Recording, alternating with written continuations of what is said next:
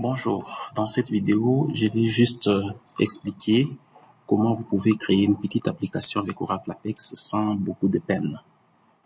Alors, nous avons un schéma devant nous, nous avons deux acteurs, nous avons un magasinier qui ne peut effectuer que des entrées et des sorties dans notre stock. Il peut saisir, mais il ne peut pas modifier d'autres informations dans notre base de données. Nous avons notre gérant qui ne peut pas faire des enregistrements des entrées ni des sorties, mais qui peut néanmoins gérer des articles. On va voir dans les détails qu'est-ce que ça voudra en fait représenter. Notre objectif, c'est d'avoir une petite application dont les menus sont personnalisés selon les profils de celui qui est connecté. Le magasinier peut par exemple enregistrer, dire voilà, il y a eu l'entrée de tel article tel jour, mais il ne peut pas par exemple modifier le libellé d'un article, il ne peut pas modifier directement la quantité en stock sans qu'il n'y ait eu d'abord au préalable une entrée enregistrée. Tout ça, ça sera plus clair dans l'application. Alors donc, moi c'est M. Bertin Lobo, j'ai déjà plusieurs vidéos publiées sur YouTube sur Oracle Apex et ça c'est une énième vidéo que je mets à votre disposition. Alors, je vais lancer sans plus tarder Apex, apex.oracle.com. Alors Apex, c'est une plateforme de développement low-code qui vous permet de développer très rapidement sans avoir des connaissances très poussées en programmation. Alors, je vais me connecter. Je me connecte, ça me demande mon workspace. Voilà, mon workspace. Je vais le saisir, mon workspace. Voilà, je vais me connecter à mon workspace. Espérons que le mot de passe est bon, espérons. Mon workspace, voilà, je suis connecté à mon workspace. Alors, je vais créer deux tables. Juste deux tables, pas beaucoup. Donc, une table article. Et cette table article contiendra les informations sur les articles et leur stock. Donc, la table sera constituée de trois champs. Donc, juste le champ code article, nom article et le stock actuel. Je sais qu'on peut aller plus loin. Lorsqu'une analyse est bien faite en détail, on peut aller plus loin. Mais ici, mon problème, c'est juste d'illustrer quelque chose avec Oracle Apex. Donc, on va se limiter juste à trois champs. Code article, par exemple, un article, ça peut porter le code ART001, ART002, ça c'est le code. Le nom, ça peut être sardine, chemise, stock actuel, etc. Ça peut être un nombre. Alors, on peut créer notre base de données, notre table de plusieurs manières, en utilisant le mode graphique, en mode commande, mais moi, je préfère bien le faire en mode commande avec du code SQL. Voilà donc, nous allons créer une table. Nous écrivons create table, donc pour dire toutes les fois qu'on voudra créer une table, on va toujours faire ça. Create table, par exemple, article, on ouvre la parenthèse, on la referme, et à la fin, on met un point virgule. Et à l'intérieur, nous allons mettre des champs.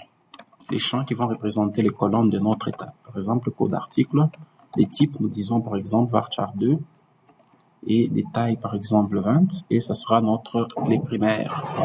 Je m'excuse, je vais revenir. Alors, donc, je m'excuse, j'avais reçu une visite, c'est ainsi que j'ai arrêté subitement. Donc, primaire key, voilà. Primaire key, c'est la clé primaire. Le nom article, varchar 2. Par exemple, bon, mettons taille 100. Et puis, le stock actuel. Comme j'ai dit, on peut toujours bien affiner ça avec une analyse un peu plus avancée, mais bon, voilà, on va un peu tout droit au but. Voilà, donc j'ai créé une table article avec trois champs qui sont là-bas, et voilà, je vais exécuter. Si je veux, je peux même sauvegarder mon script, mais j'ai pas tellement l'intention de le faire.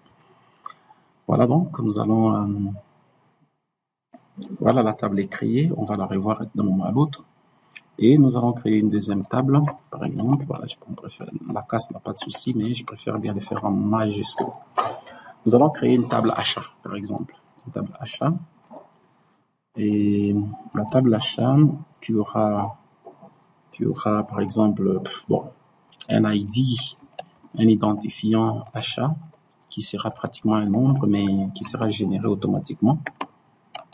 Donc, nous n'aurons pas à les saisir, en fait. Ça va commencer à s'incrémenter de soi. Default as identity. Primary key, ce sera notre clé primaire, mais ça ne sera pas saisi par l'utilisateur. Nous aurons aussi le code article. Donc, quand un client vient acheter, il va dire, voilà, j'ai besoin de tel article. Donc, l'article, le code article sera un champ qui va faire référence au code article présent dans la table article. C'est pourquoi, voilà, je note article et je précise quel champ des articles. Ça va pointer sur le code article. Donc, ce sera une clé étrangère. C'est pourquoi j'ai dit, ça fait référence au code article dans la table article. Et voilà la quantité. Bon, ici, c'est pas toujours un problème des clients, mais je l'ai dit comme ça. Donc, on suppose que c'est dans un dépôt ou un magasin où il y a des entrées-sorties. Donc, on peut même dire, au lieu de dire achat, on peut carrément dire sortie. Sortie. C'est mieux sortie, hein? Sortie. On peut faire ça comme ça. Ouais, c'est bon. Voilà, donc, nous mettons sortie. Et puis, donc, je peux aussi faire la même chose. On va faire ceci carrément. Voilà, pour faire simple, entrée. Entrée. Voilà, entrée, sortie. Donc, il y aura pratiquement les mêmes champs. Donc, au lieu de dire ID achat, ici, nous allons dire ID sortie. Sortie. Et ici, je vais dire ID entrée. Donc, toute sortie va diminuer le stock, alors que toute entrée va augmenter les stocks. Donc, l'utilisateur, donc les magasiniers, comme nous l'avons vu dans notre schéma ici, les magasiniers vont commencer à enregistrer les entrées, vont commencer à enregistrer les sorties. Mais tout cela aura un impact sur le stock. Alors donc, voilà, donc les ID sorties, comme vous le voyez là-bas, ce sera généré automatiquement, ce sera la clé primaire. Espérons que je ne suis pas en train de me tromper quelque part. Voilà, donc on va créer la table sortie. Alors on dit missing identify, donc il y a une erreur qui s'est déjà infiltrée quelque part. Alors nous allons enlever la virgule de la fin ici, on va voir. Voilà. Je reviens maintenant à mon code ici.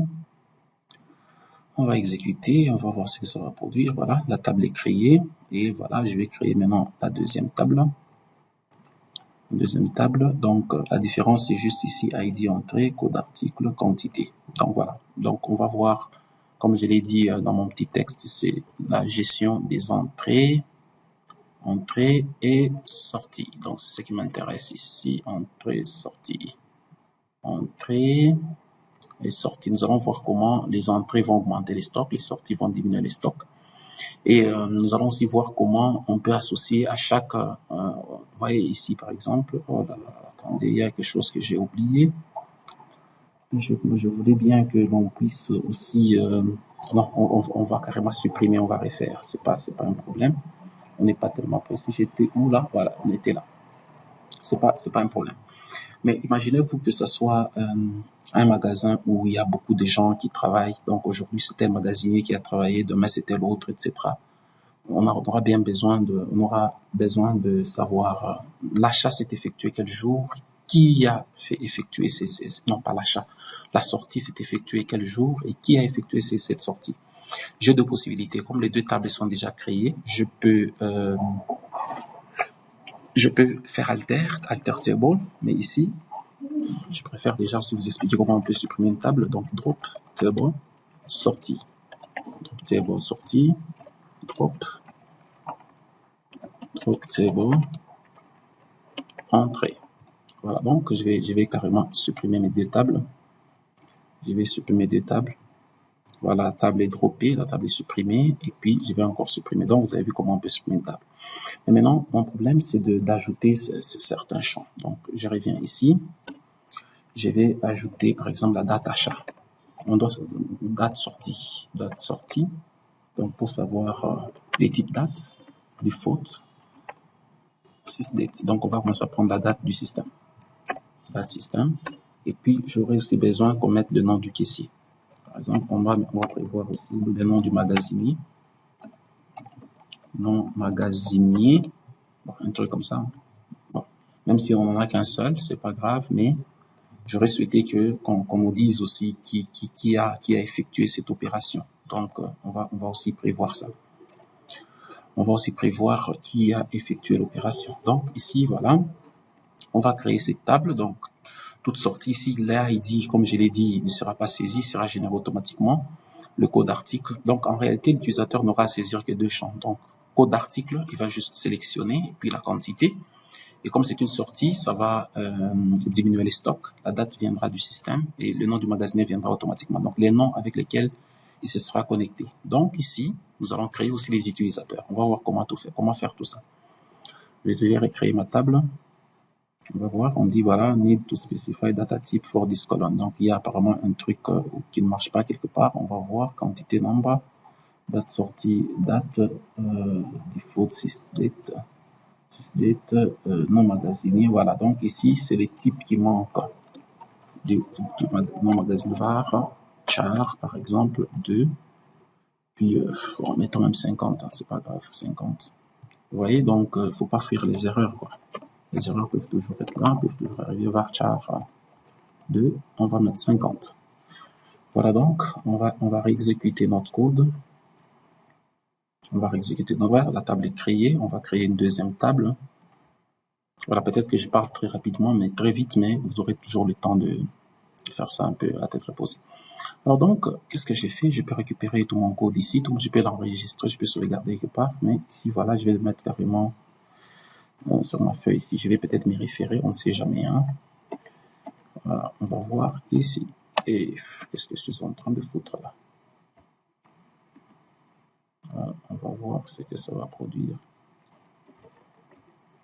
Comment est-ce que ça me donne pas ça? On va voir, c'est quoi qui peut. Voilà, donc j'ai carrément mis ça un peu en bas, c'est pas grave. Voilà, donc on revient dans notre truc. C'est déjà combien de minutes consommées? Wow, le temps avance vite. 12 minutes presque. Bon, on va avancer un peu plus vite. Alors donc mes tables sont là, donc on peut les revoir, mais jusqu'à là, elles n'ont aucun contenu, quoi. Donc les tables sont là, donc il y a article, il y a entrée, il y a aussi sortie. Donc vous allez voir que là il n'y a rien, ainsi de suite. Alors sans trop verser dans la parlotte, nous allons directement passer à la création des pages. Donc nous allons créer notre application, nous allons prendre App Builder, nous allons créer. On va créer juste un truc un peu très simple. Voilà, notre application, on va l'appeler par exemple gestion dépôt. Et puis création application. Voilà, donc gestion dépôt, création application. Voilà, notre application est créée. On va créer déjà notre première page. La page, on va prendre des types interactive grid. En fait, c'est la page qui va nous permettre de gérer. J'écris ici gestion des articles. Vous allez voir qu'ici, quelque part, on a dit que les gérants auront à gérer les articles. Donc, on va lui prévoir une page gérer les articles qui va inclure un formulaire. Donc, c'est lui qui peut saisir la situation, par exemple, des départs. Gestion des articles. Voilà. Gestion des articles qui sera liée à quelle table? Qui sera liée à la table article. Et voilà. Ensemble là, donc c'est déjà 13 minutes, ça va un peu très vite. Voilà, on va créer notre page. Voilà, la page est en train d'être créée. Je pouvais même dupliquer c'est pas grave. On va revenir là-dessus. Voilà, je peux déjà exécuter pour voir à quoi ressemble mon application. Voilà, donc gestion de dépôt, ça c'est mon adresse mail et mon mot de passe et je vais me connecter. Voilà, donc là c'est les menus. Voilà, gestion des articles. Si je clique dessus, il n'y a rien, no data font, donc il n'y a aucun article. Gestion des articles. Je peux créer mes articles. Donc j'ai créé même 2 articles. Non article, stock actuel et puis code créé, bouton créé. Mais nous avions prévu dès le départ qu'il y aurait un code article qui n'apparaît pas ici. Alors je vais cliquer ici sur Quick Edit. Voilà, bon, je peux même sélectionner là, je clique, Quick Edit, je me retrouve ici. Et dès que je me retrouve ici, donc on me donne déjà le nom de ma page, la page 3. Ça, ce sont mes champs. Vous allez voir qu'il y a un œil barré. C'est pour dire que c'est caché, c'est hiding, vous voyez. Donc, je vais aussi rendre ça visible. Donc, je vais rendre ça visible. Donc, code, texte, field. Vous voyez, je rends ça visible, puis je fais save. Et là, je rentre là, je vais faire actualiser, c'est possible. Je vais faire créer. Voilà, donc ici, c'est new. Non, je ne voudrais pas que ça soit new. Je voudrais qu'on dise, de la même manière qu'on a écrit nos articles, on écrive aussi, par exemple, code article. Donc ici, dans ce qui label, j'écris code article. Code article, et puis je vais sur save. Je vais sur save. Et voilà, je vais revenir ici. Je vais actualiser ma page. Je vais cliquer. Voilà, code article. Je vais mettre par exemple, j'ai un article art 00001. Nom de l'article, c'est chaussures. C'est un exemple. Hein. Stock actuel, j'ai mis 1200. 1200. Et puis, voilà, donc chaussures, c'est 1200. Voilà, je vais créer un deuxième article, art 002. 002, chapeau 1300. Et puis, je vais créer un autre article. Ça sera art 003, culotte 2100. Et voilà, je viens de faire déjà 3 enregistrements qui sont là-bas, comme vous les voyez. Si, par exemple, je me suis trompé, que je voudrais changer, je peux cliquer sur Edit. Dès que j'édite, je peux modifier tout ça. Mais vous allez constater avec moi que le dessin nous a dit que ne pouvait gérer que le gérant. Donc, ça veut dire le magasinier, lui, dès qu'il se connecte, il ne peut pas avoir accès à tout ça. Nous allons voir comment faire en sorte que le magasinier, lui, quand il se connecte, il n'ait pas accès à tout ça. Lui peut opérer, par exemple, un changement à la place de 1300, il peut mettre 1700 et aller sur Apply Changes. Vous allez voir que ça devient 1700. Voilà, donc s'il veut, par exemple,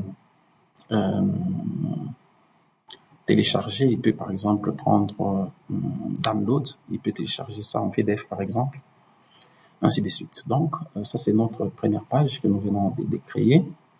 Et nous allons revenir dans notre application pour créer maintenant, cette fois-ci, un formulaire pour les sorties, un formulaire pour les entrées. Voilà, donc, nous allons cliquer là. Nous allons cliquer sur Create Page. Cette fois-ci, je vais prendre Form. Je prends formulaire.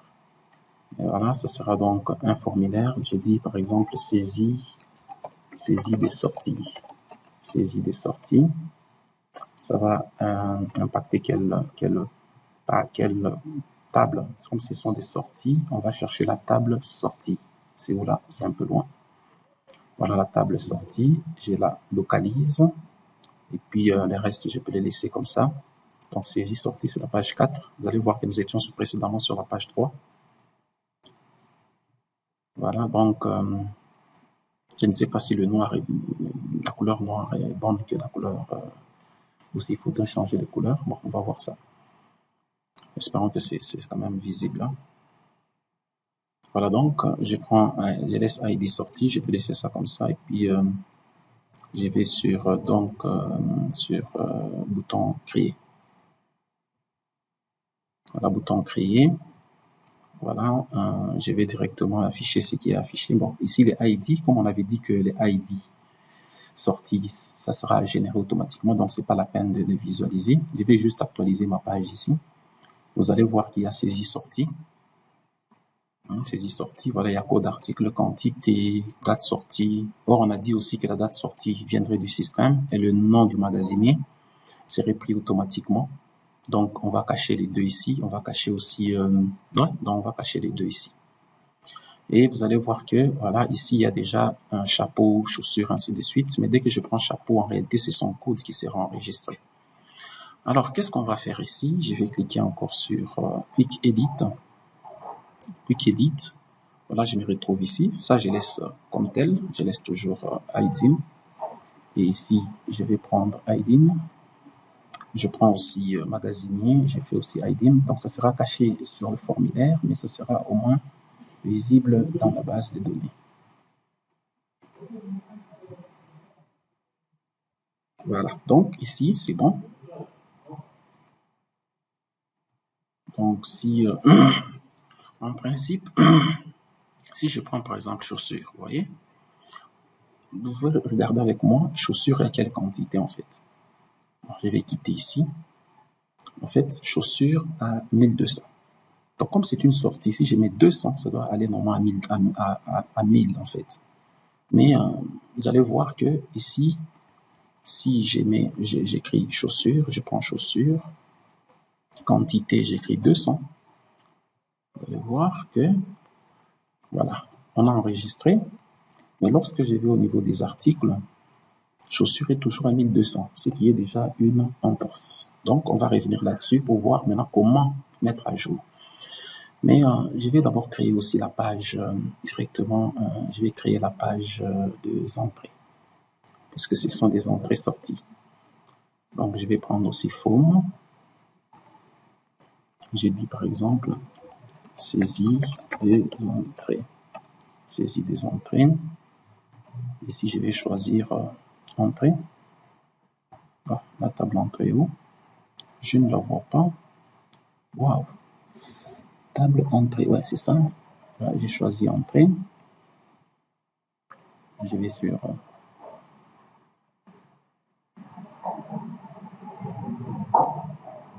voilà, donc j'ai fait créer page. Vous allez voir aussi que voilà, donc dès que je vais là, j'actualise. Vous allez voir que les entrées aussi sont là. Voilà, donc code, article, ainsi de suite, tout ça.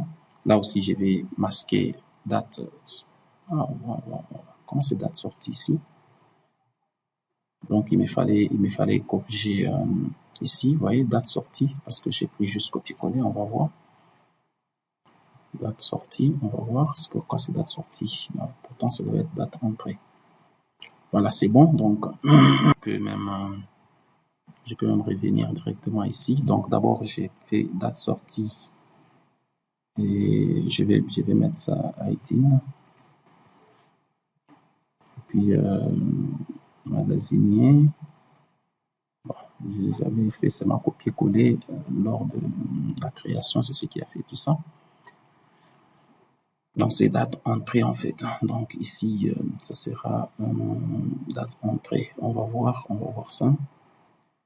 Donc date sortie. Colonne, ça doit correspondre donc à la date. Ouais, donc on va d'abord changer dans la table. On va là-bas, on va prendre browse. Browse, c'est entrée. C'est quelle colonne? Voilà, c'est ça, c'est cette colonne ici en fait. Donc on va prendre colonne. Non, on va voir, on va modifier ça. Modifier DDL. Et on va voir. Donc on va prendre colonne, on prend modifier colonne. On va prendre quelle colonne ici? C'est la colonne entrée, modifier colonne. On va prendre ici, ce sera donc date entrée. On va voir comment faire ça.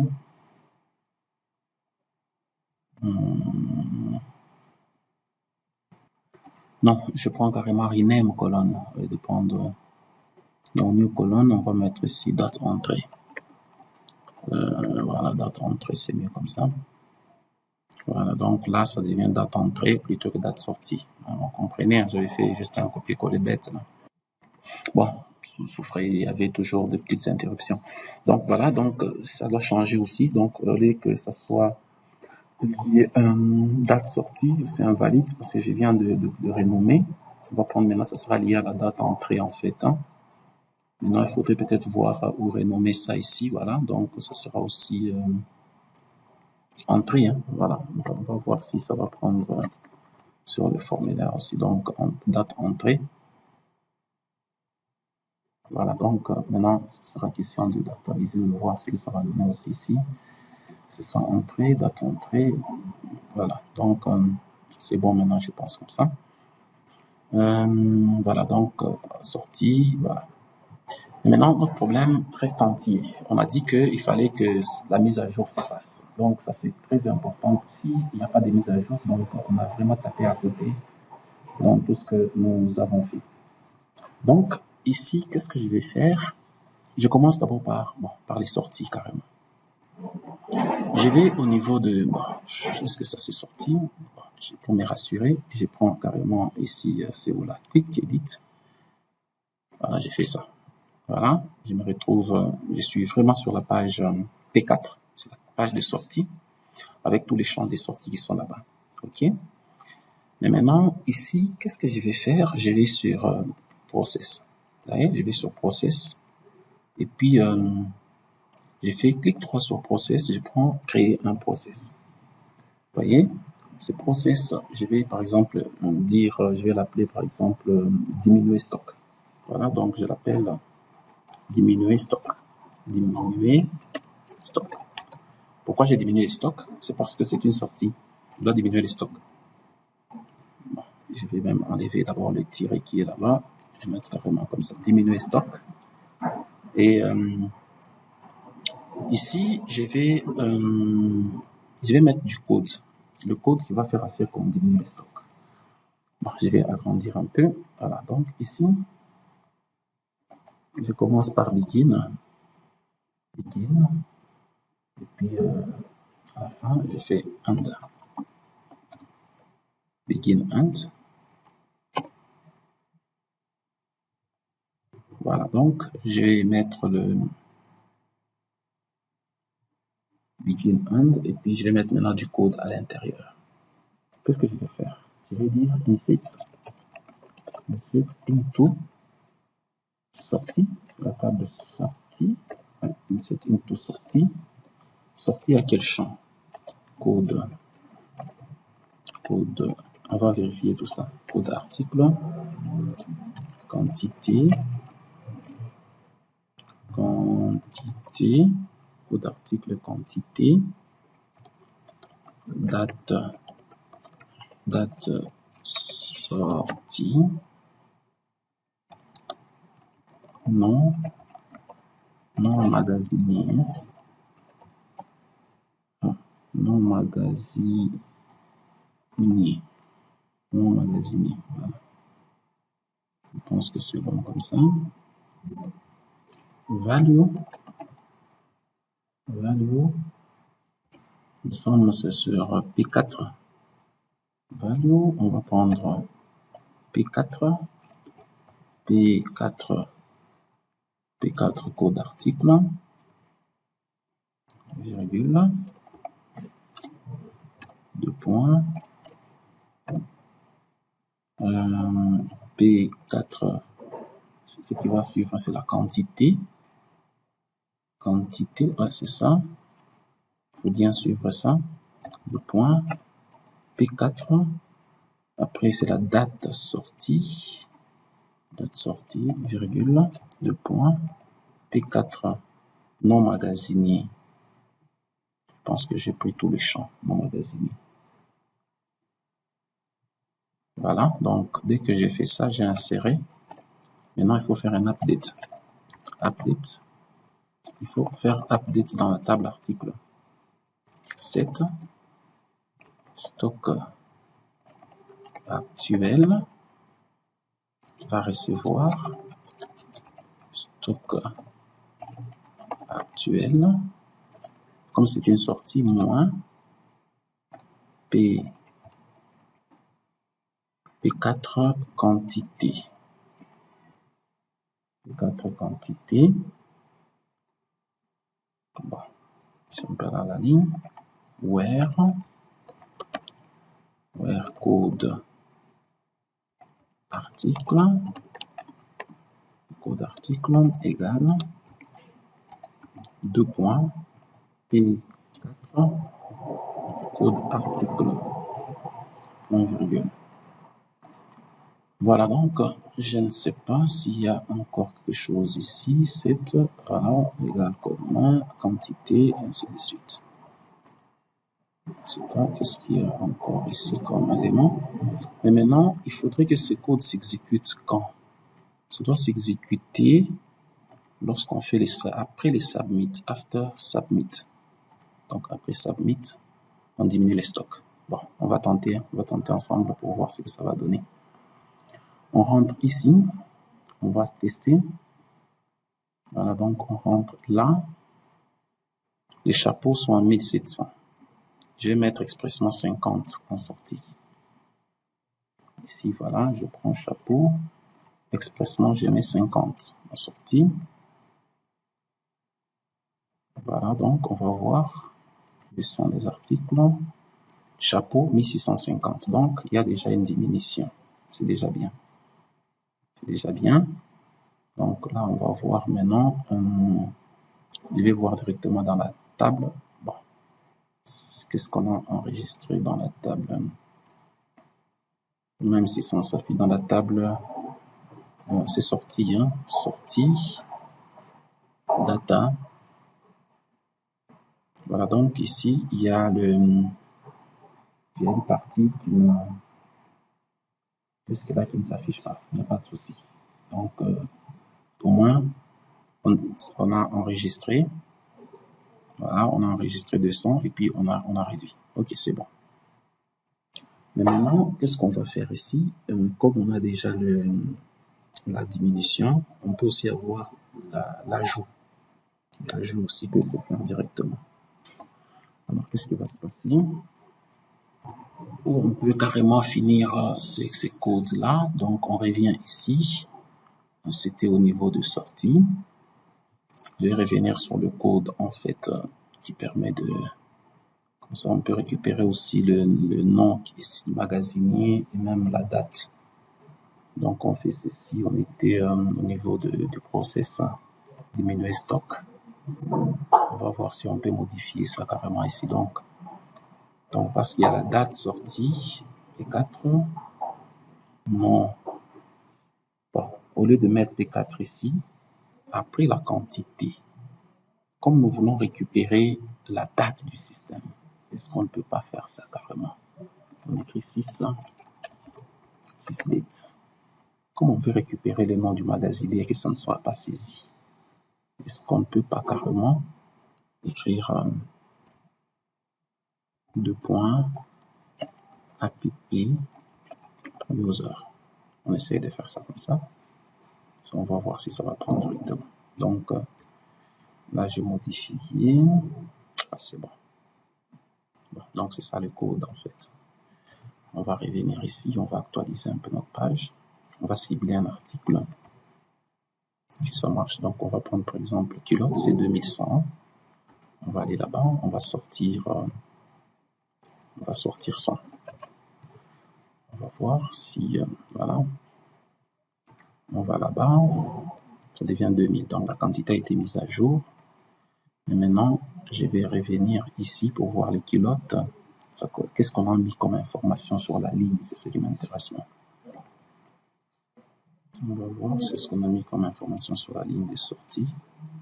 Voilà, donc ici, il y a encore un petit souci. On va voir pourquoi ça ne prend pas directement. Le nom et même la date sortie. Attendez, on va voir. Est-ce que... Non, ça s'actualise encore. Ça vient encore, on attend.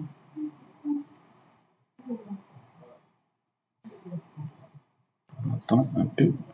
On va refaire l'opération, on va voir. Donc, on prend ici, chapeau, c'est 1650. On va voir. Chapeau 1650, on met 50 là-bas. On va voir ce que ça va donner. Chapeau, ça devient 1600, ok. On va voir maintenant ici si ça peut nous prendre la date et le... Bon, il y a un problème, il y a encore un problème. Pourquoi ça ne prend pas encore? On va voir pourquoi ça ne prend pas encore. Voilà, donc on va revenir dans notre code. Voilà, donc le code est là, c'est bon. C'est sysdate app user, ça va récupérer le nom de l'utilisateur qui est connecté. Alors donc, on va faire ceci. On va prendre par exemple, on va vérifier. 1598, on va enlever les 98 des chapeaux là. On va faire ceci, on fait ceci, voilà, 98. 98, on va l'enlever. Voilà, on va faire ça, on va vérifier maintenant si, voilà, c'est resté à 1500. Et ici, ici, on peut voir ça, 98, on vient de faire ici. Voilà, 98, voilà, on met la date, on prend aussi même le nom de l'utilisateur, c'est déjà bien. Alors donc, comme ceci est bon, je peux faire ceci, je copie carrément le code Je copie ce code ici. Et maintenant, je vais sur la page des entrées. La page des entrées, là. Je vais prendre Quick Edit. Voilà, je vais aller là-bas. Là, c'est diminué. Entrée, c'est augmenté. Donc, je vais aller sur Process. Je prends clic droit, je prends Create Process. Je prends par exemple augmenter. Augmenter stock, PSQL. Voilà, j'ai fait ça. Ici, into, au lieu de mettre sortie, je vais mettre ici entrée. Au lieu de mettre, je suis à quelle page? Je suis à P5. Donc ici, ça ne sera pas donc P4, ce sera quantité date entrée. Date entrée. P5. Ici P5. Ok, c'est bon. On modifie l'article stock actuel. P5. Code d'article P5. Voilà, espérons que c'est bon. On va faire ceci. Et puis, on va revenir là sur Processing. On va dire After Submit. Puis, on va sauvegarder là-bas. Voilà, donc c'est ça le code que nous proposons pour l'entrée. Alors voilà, donc ici, qu'est-ce qu'on va faire? On va prendre par exemple un article ici, on va prendre 1200, chaussures c'est 1200, je vais faire une entrée de 800. Voilà donc, chaussures, je vais mettre 800 ici, on va voir ce que ça va produire. 800, on va valider, donc on va vérifier qu'est-ce que ça donne ici. 800, ouais, on a arrondi chaussures. Ouais, chaussures, ouais. C'était combien? Je vais m'oublier. Bon, on va prendre chaussures, c'est 400. Je vais mettre ça à 600. Chaussures, c'est 400. Non. Attendez. Il y a un petit quoi ici. Il y a un moins. Il faut mettre un plus ici. Comme c'est une entrée, il faut mettre un plus. Voilà. Plus. J'ai mis un plus. Voilà. Donc, il faudrait que la quantité augmente. Alors, donc, qu'est-ce que je vais faire? Puisqu'il y a combien en stock? Il y a 400 chaussures. Moi, je vais introduire 600. Chaussures, je vais mettre 600. Nous sommes en train de résoudre petit à petit notre problème. 600. Espérons que ça va pas. Ça s'est arrondi à 1000. Et on va voir si dans la table des entrées. Voilà donc, voyez, 600. On a récupéré maintenant la date et même le truc là. Voilà donc, lentement mais sûrement, on est en train déjà de cheminer un peu déjà vers tout ça. Et ici, on a dit qu'il peut établir la fiche de stock. Oui, c'est bon. Donc, déjà à partir d'ici, dans l'application, il a la situation à jour du stock par rapport aux fluctuations aux entrées-sorties. Il peut faire ceci, il peut prendre download, il peut prendre ça même en PDF, il peut même envoyer ça par mail, il peut envoyer par exemple à mon adresse, vous voyez, il peut envoyer la situation, il dit send as mail, et moi je peux me connecter par exemple à ma boîte Gmail pour voir si j'ai reçu un mail des articles ici. Ouais, je me suis connecté à ma boîte. Bon, il faut peut-être actualiser pour attendre que ça vienne. Voilà, on va voir. On va actualiser encore. Bon, il faut patienter un peu. On va vérifier la boîte d'un moment à l'autre. Mais je pense que ça prend juste quelques secondes et puis ça va arriver. Voilà, donc les articles sont déjà là. Donc voilà, donc je peux afficher ça. Tout comme je peux télécharger, vous voyez, gestion des articles, chapeau, kilote, ainsi de suite, c'est déjà arrivé dans la boîte. Maintenant, je vais prendre les derniers virages. Ici, nous avons dit dans notre application que le gérant, lui, ne peut pas effectuer ces opérations. Lui peut voir seulement ça. Les magasiniers, lui aussi, il est limité. Donc là, nous allons faire maintenant notre dernière manipulation pour partager les menus de manière à ce que quand quelqu'un se connecte, je n'ai pas beaucoup d'adresses mail, mais je vais essayer quand même de faire quelque chose pour que je puisse quand même résoudre le problème. Alors ici, pour faire cette manipulation de manière à ce que si un utilisateur se connecte, il ne voit que le menu qui les concerne, alors qu'est-ce que je vais faire? Je vais aller là-bas, bon, je vais rentrer carrément ici dans l'application. Je vais commencer par composant partagé. Je vais prendre l'application en anglais, je pense que vous maîtrisez l'anglais comme moi. Donc voilà, je vais me connecter là, je vais créer ce qu'on appelle des rôles. Je vais créer des rôles. Je vais par exemple ici créer le premier rôle, je vais le nommer par exemple gérant. Gérant. Ici j'ai dit les rôles du gérant. Rôle du gérant. Rôle du gérant. Je vais créer un deuxième rôle que je vais appeler par exemple magasinier. Description, j'ai dit le rôle du magasinier. Le rôle du magasinier. Voilà donc, j'ai créé deux rôles. Après avoir créé le rôle, je reviens encore toujours au composant partagé. Cette fois-ci, je prends Authorization. Je prends Authorization. Là, je vais voir si je peux avoir la possibilité de regrouper maintenant regrouper mes rôles. Mais ici, bon, comme c'est un petit exercice, on n'a pas beaucoup de rôles. Donc, à chaque rôle, on peut juste avoir un seul rôle par groupement, en fait. Ce qui n'est pas forcément, qui n'est pas réellement un groupement. J'ai créé comme gérant. Ici, je prends is in rôle hors groupe. C'est là que je peux maintenant choisir mes rôles, s'il y en a beaucoup, pour les gérants. Mais il n'y en a pas beaucoup, malheureusement. Donc, je n'ai que gérant lui-même. Donc, je n'ai créé qu'un seul rôle pour les gérants. Donc, je prends gérant. Et puis, je vais créer un deuxième champ d'autorisation. Pour les magasiniers aussi. Magasinier, select is in group, in role. Voilà. Puis je vais prendre ici magasinier. Voilà, donc dès que j'ai fait ça, maintenant je vais aller au niveau de navigation. Je vais aller au niveau de navigation menu. C'est là où je vais retrouver maintenant mes pages qui s'affichent. Hein, vous voyez tout ça? Tout ce qui s'affiche ici. Voilà, je peux le retrouver là-bas. Gestion article, saisie, saisie de sortie, ainsi de suite. Alors, gestion des articles, je vais laisser ça à l'administrateur. Ce sera à l'administrateur. Et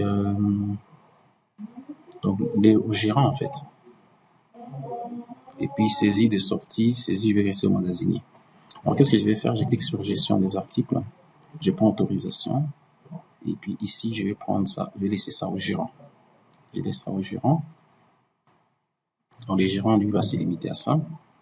Mais la saisie des sorties, ce sera destiné au magasinier. Et puis la saisie des entrées, ça sera aussi réservé au magasinier. Voilà. Magasinier, c'est bon. Mais maintenant, il me faudrait créer de... Donc c'est bon comme ça. Donc déjà à partir d'ici, les gérants ne verra que ça, ainsi de suite. Maintenant, il faut créer les gérants. Donc là, qu'est-ce que je vais faire? Maintenant, je vais créer mes utilisateurs. Je vais aller sur administration. Je prends Manage User and Group. Je vais créer un utilisateur. Supposons que c'est lui, mon magasinier. Non, mon gérant. Je l'appelle mon gérant. Mon gérant qui a comme adresse mail. Bon, je mets toujours mon adresse mail. Hein. Je n'ai pas beaucoup d'adresses mail. Gmail.com. Je peux lui donner bon, tout ce qu'il peut là-bas. Mot de passe. Astérisque S. Sandrine 2020. Astérisque S. ANDRINE 2020. Voilà, donc j'ai créé mon utilisateur que j'appelle mon gérant. Je vais créer un deuxième utilisateur. Que je vais appeler mon magasinier. Mais je peux en avoir aussi plusieurs. Mon magasinier. Puis je vais lui donner aussi une adresse mail. Bon, je suppose que ce sont des adresses valides.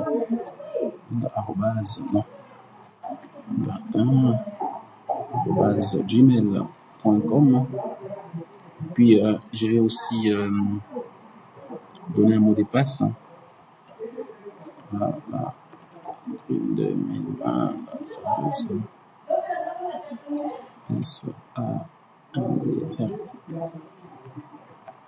Voilà, je lui donne aussi un mot de passe, puis je crée dans mon magasinier et mon gérant. C'est déjà bien comme ça. J'ai créé des utilisateurs. Je rentre encore. C'est bien comme ça, oui, c'est bon, c'est bon, c'est bon. Alors donc, je rentre sur Apex. Je prends ces gestion de coûts. Voilà, composants partagés. Cette fois-ci, je prends toujours application rôle, access rôle. Je prends add user role assignment. Ici, c'est mon gérant. Mon gérant, j'ai des lignes à gérer. Donc, il a accès à tout ce qui est la page d'abord. Et puis, mon magasinier. Mon magasinier, j'ai des lignes à magasinier. Et voilà. Donc, je suis en train d'étendre lentement, mais sûrement vers la fin. Donc, qu'est-ce que je vais faire ici? J'actualise et puis je me déconnecte. Voilà, je quitte l'application. Je quitte l'application. Et ici, qu'est-ce que je vais faire? Je vais me connecter d'abord comme mon gérant. Je me connecte comme mon gérant, je mets le mot de passe. Vous voyez, le gérant n'a que ça comme fonctionnalité. Il peut voir, il peut tout faire, mais lui ne peut pas saisir les entrées-sorties. Maintenant, si je me déconnecte, je prends mon magasinier,